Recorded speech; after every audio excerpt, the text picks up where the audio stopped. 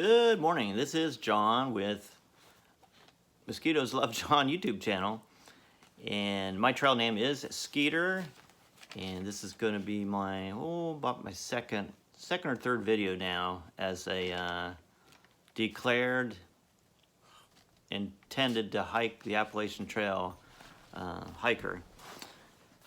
What I want to do today is simply wrap up a 3-day excursion I had at Zaleski State Park over the weekend of, actually it was Thursday, Friday, Saturday. We'll just call that a weekend. There was 3 days, 3 nights that I was able to test out some gear. Specifically, I was targeting shoes that I bought from REI and also my sleep system that I want to make sure is up to par before I start out in February of 2023. Like I said again, my trail name is Skeeter, and things I've learned from Zaleski. Here we go. Number one, only use enough boiling water to, only use enough fuel to bring water up to a boil. One day I was feeling kind of cold, so I left the fuel on and the water was boiling. Every once in a while I had my hands there. It's like, oh, I'm getting warm.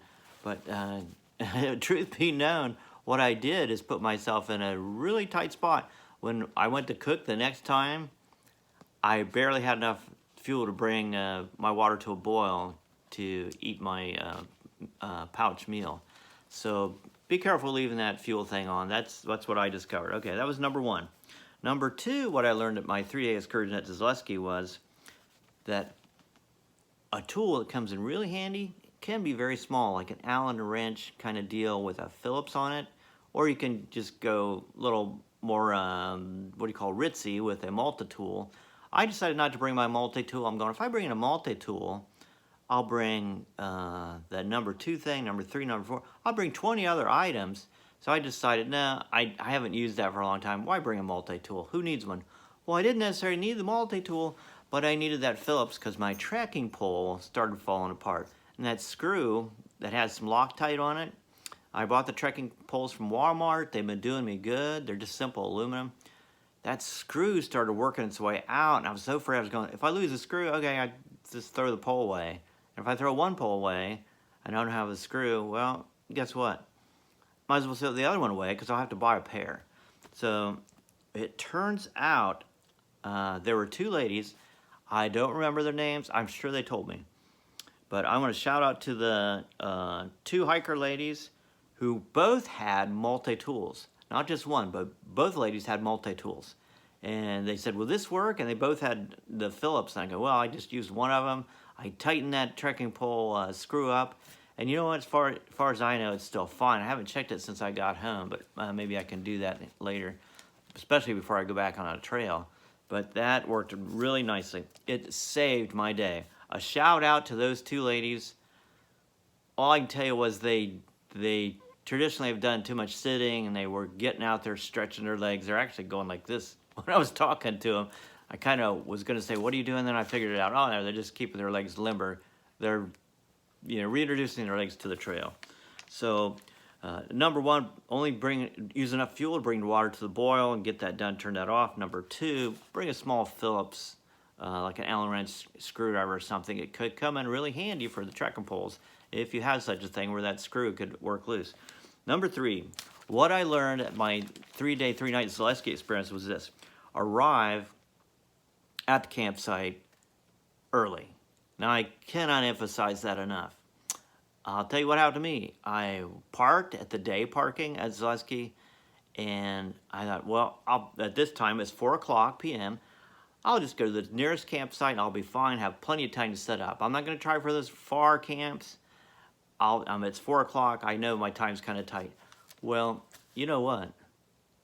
Between 4 o'clock and when I got my gear out together, put it on, and registered, and finally headed up and finally made it to camp, it turned out to be like 6 o'clock-ish when I got to Camp 1.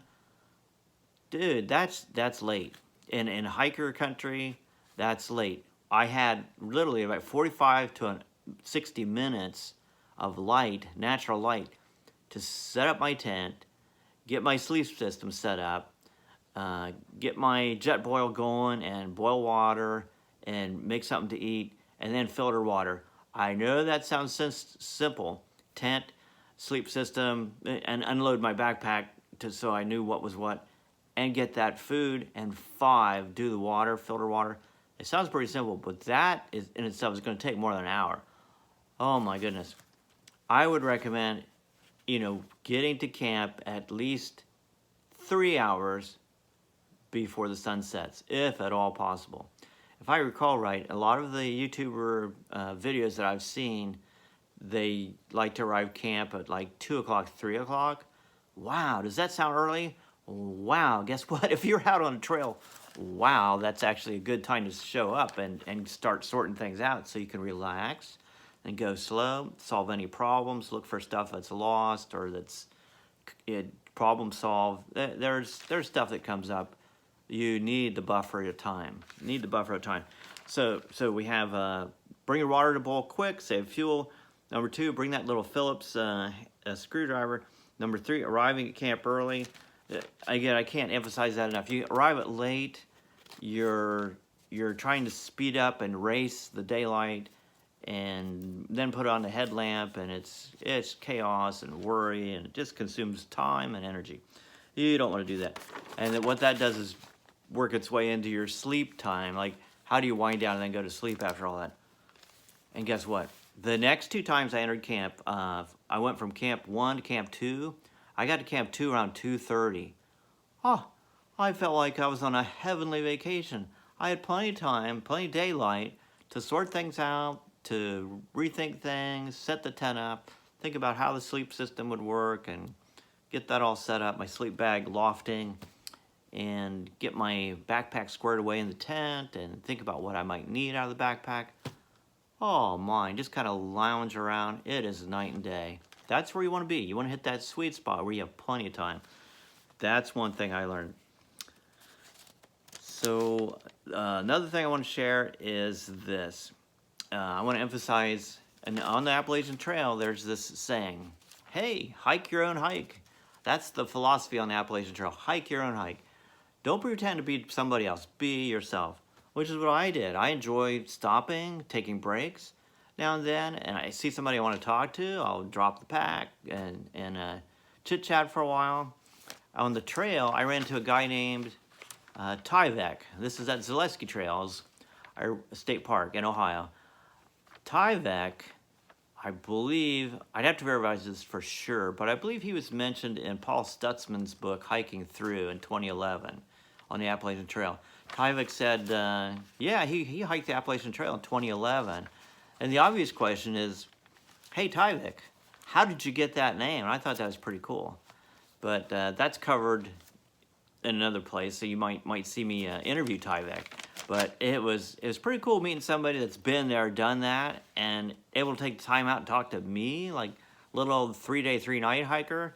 Wow, it was awesome. He got the name Tyvek for setting up a tent made out of Tyvek material and actually had the emblem on it. People would say, hey, Tyvek. That's how he got the name. So, hey, hike your own hike. And the final thing, which is going to answer the question to my tickler video I put out. It's pretty dark. I had a headlamp on. And if you recognize this, my voice was a little bit in a quiver because it was 3:59 in the morning. And who makes a video at 3:59 in the morning? Well, I did after packing up my tent at midnight and then having all my pack packed up and ready to hike. It took 2 hours from midnight to 2 in the morning to do that. Oh my gosh. I don't know what the neighbors thought, but I'll tell you why I did that in a minute. But then I hiked from 2 o'clock until nearly 4 o'clock in the darkness with a headlamp from Camp 1 down the trail to day parking where my car was. And that was pretty much the experience. I've never been closer to Jesus in all my life. You know, some of you guys may be religious, maybe not. I don't consider myself religious. I consider myself in a relationship with the Lord. I'm looking forward to knowing Him and learning about Him from the Word of God. And you want to get to know somebody, start hiking in the middle of the night when you're not sure where in tarnation you're going and where you might end up or whether you're going to live or not live. That will bring you closer to Jesus, I guarantee it. And I was praying like every minute, almost every second, and quoting scripture like, I'll acknowledge the Lord in all my ways, and he will direct my path. And at other times I was saying the verse in Psalms, he who dwells in the secret place of the Most High shall abide under the shadow of his wing. I mean, dude, I kid you not, I was looking for God's protection and guidance on the way. Now, why in the world did I pack up and leave in the middle of the night at midnight? Well, and this is going to happen on the big trail, and this was a practice run, I know, at Zaleski, but sometimes you're going to have, I'll call it, uncooperative neighbors. We'll be more specific, uncooperative sleep neighbors. Now, when it was daylight, this couple showed up, and I kid you not, they were the sweetest couple ever.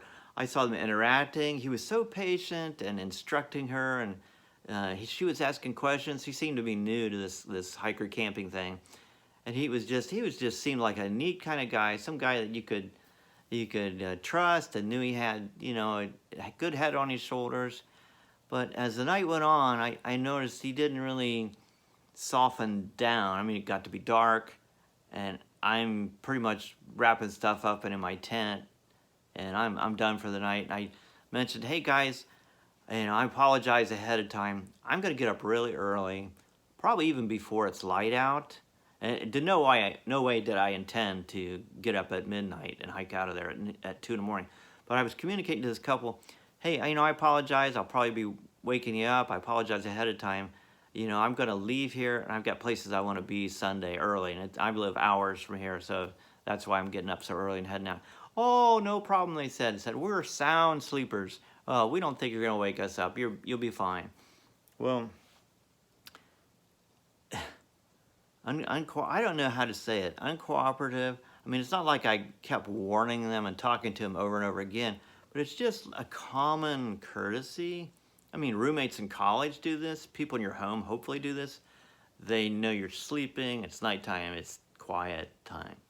And there's a term on the Appalachian Trail called hiker midnight. Hiker midnight can be as early as 8 o'clock, and that means middle of the night. That means, hey, it's not just 8 o'clock, it's the middle of the night, and not only am I sound asleep, please don't wake me up at midnight, because I'm in the middle of my night recuperation and getting ready to, I'm sleeping so I could rest up to leave and get up and go. Well, apparently that concept hadn't occurred to this other couple, maybe to the lady. She might be newer to the hiking scene, but she would shush the guy every once in a while. And I don't want to bad talk anybody. I'm just saying it's not a good situation for me.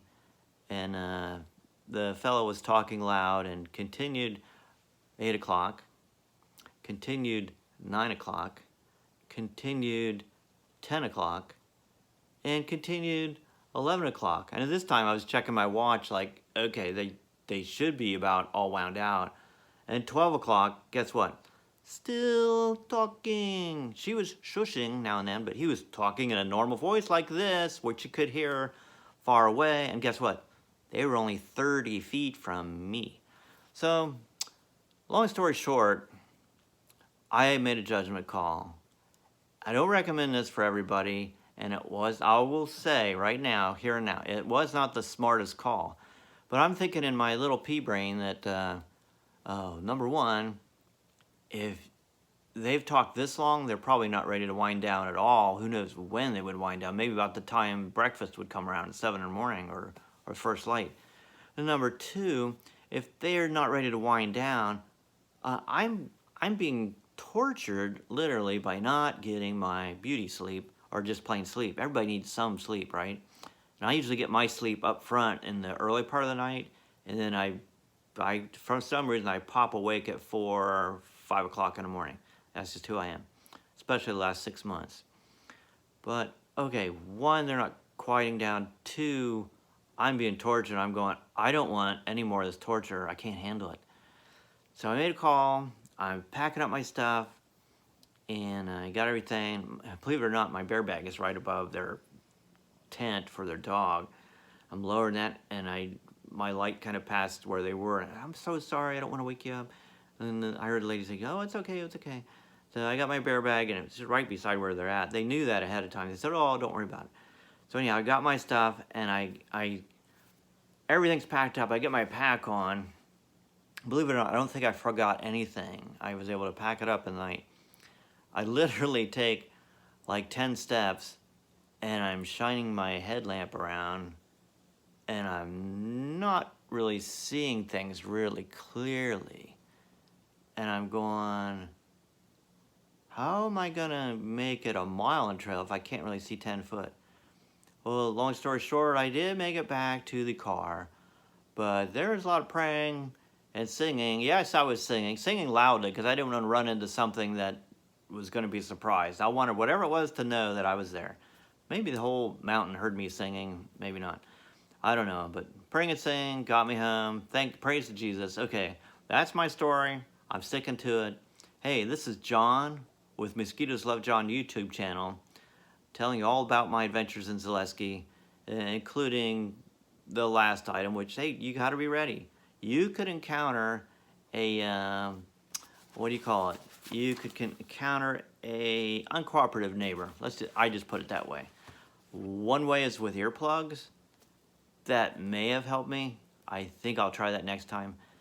Hiking at night with a nightlight, specifically if I'm on the Appalachian Trail, don't know exactly where I'm going. Of course, that's a well-worn trail, probably a lot well-worn, more so than Zaleski Trail. But yeah, just be prepared for an uncooperative neighbor, and about what to do with it, because hey, it'll happen if you hike and camp enough. And they said to expect that on the trail, because there's all kinds of people coming on and off trail. So there you go in a nutshell, or not a nutshell. Hey, Mosquitoes Love John YouTube channel, check in and follow me, because I'm continually getting ready for the Appalachian Trail. If you happen to see this video, if it comes out soon enough, I'm going to announce I'm going to be on WTNS Radio. That's our local radio station here in Coshocton County. It's 99.3 FM, Coshocton Radio. I'm going to be on the radio at 9 o'clock in the morning on Talk Show with Mike Bechtel. Looking forward to it. I don't know what we can cover in 1 hour with 30 minutes commercials. That's only 30 minutes talk time. If we have any call-ins, that time is short. There is a lot to cover backpacking. Hey, love you guys. Looking forward to see you through hikers on the trail, and seeing your writings on the what do you call this, log books as you progress. And this is going to be a lot of fun. I am really looking forward to this. Take care, and we will see you guys later.